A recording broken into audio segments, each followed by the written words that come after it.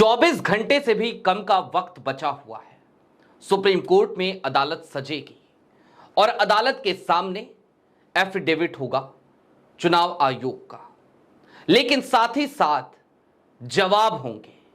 एक जवाब एडीआर का और एक याचिका तेजस्वी यादव के एक सांसद की, राज्यसभा सांसद की। और चाहे वो एडीआर का जवाब हो काउंटर एफिडेविट, जिसमें चुनाव आयोग द्वारा तमाम जो तथ्य गिनाए गए चुनाव आयोग द्वारा सुप्रीम कोर्ट को, उनकी सर्जरी की गई है, या फिर कि वो तेजस्वी यादव के सांसद, राज्यसभा सांसद की याचिका हो, दोनों ही कल चुनाव आयोग को बुरी तरीके से फंसाते हुए नजर आएंगी।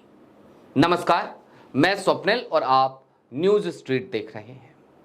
दोस्तों, कल की तारीख में यानी कि 28 जुलाई की तारीख में जो कुछ भी होगा सुप्रीम कोर्ट में, उससे यह तय हो जाएगा कि बिहार में चल रहा एसआईआर और जिसे पूरे देश में कराने का आदेश चुनाव आयोग दे चुका है, उसका भविष्य क्या होगा। उसमें आधार कार्ड भी शामिल किया जाएगा या फिर कि नहीं किया जाएगा।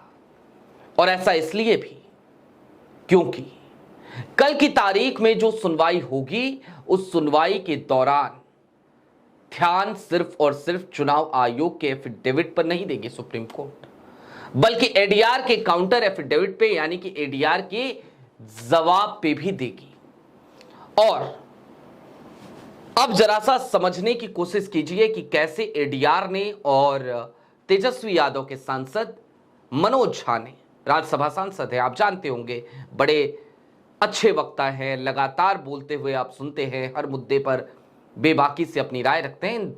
उनकी याचिका ने चुनाव आयोग को कैसे फंसाया है, सबसे पहले एडीआर की बात से शुरुआत करते हैं।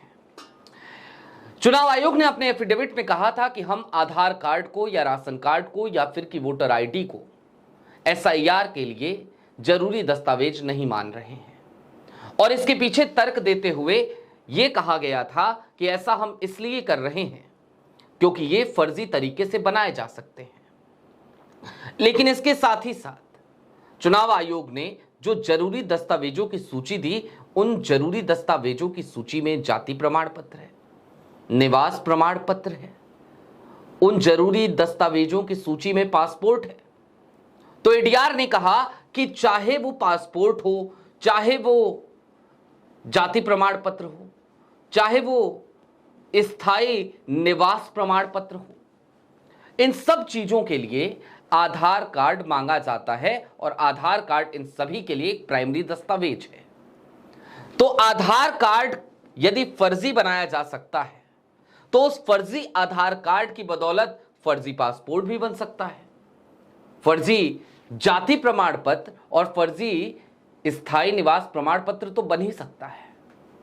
लिहाजा ये बातें बिल्कुल बेतुकी हैं चुनाव आयोग की, और चुनाव आयोग जो कुछ भी कहना चाहता है वो समझ में नहीं आ रहा, क्योंकि वो कंफ्यूज है। इसके साथ ही साथ एडीआर ने 2 केसेस का जिक्र किया सुप्रीम कोर्ट के, और सुप्रीम कोर्ट के उन फैसलों का जिक्र करते हुए एडीआर ने चुनाव आयोग को और बुरी तरीके से फंसा दिया। 1995 का एक मामला और 1985 का एक मामला, और दोनों ही मामलों में चुनाव आयोग को समय पे मुंह की खानी पड़ी थी।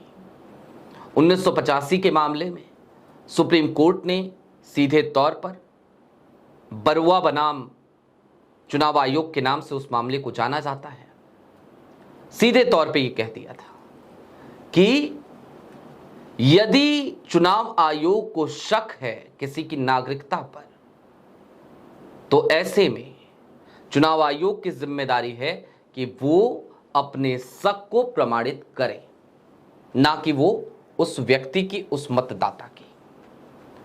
और इतना ही नहीं, 1995 के एक केस में सीधे तौर पर सुप्रीम कोर्ट ने यह कह दिया था कि पहले से मतदाता सूची में यदि नाम है तो ये नागरिकता का प्रमाण है, नहीं मांगा जाना चाहिए फिर से, क्योंकि इसका मतलब यह है कि वो व्यक्ति मतदान यहां करता है।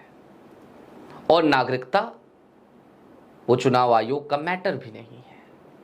वो मिनिस्ट्री ऑफ होम अफेयर्स का मैटर है। इसके साथ ही साथ तेजस्वी यादव के सांसद यानी कि मनोज झा ने सीधे तौर पर चुनाव आयोग पर उंगली उठाते हुए तमाम क्लिप्स, तमाम दस्तावेज सबमिट कर दिए हैं एक याचिका लगाकर, और उसमें उन्होंने बता दिया है कि देखिए, चुनाव आयोग के तमाम बीएलओ खुद ही जाते हैं, खुद ही फॉर्म भरते हैं, खुद ही दस्तखत करते हैं, तो फिर भला सोचिए कि इस चुनाव आयोग पे भरोसा कैसे करें।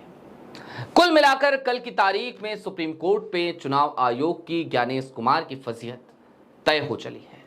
देखना दिलचस्प होगा कल की तारीख में होता क्या है। इंतजार कीजिए, जो भी होगा अपडेट जरूर करेंगे। शुक्रिया।